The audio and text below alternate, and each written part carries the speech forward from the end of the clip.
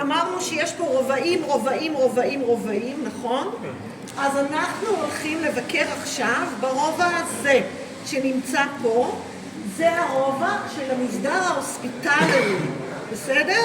אתם יודעים מי הם ההוספיטלרי? כן. יופי, אז אני ממשיכה ואני אומרת, אנחנו מן המפה רואים שבתוך עכו מרינו סמודו ציין עבורנו שברובע הזה יש לו 3 מתחמים.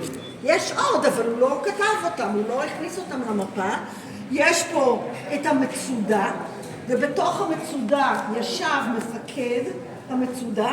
יש פה את הכנסייה סמוכה, ויש את האכסניה, ההוספיטל, בסדר?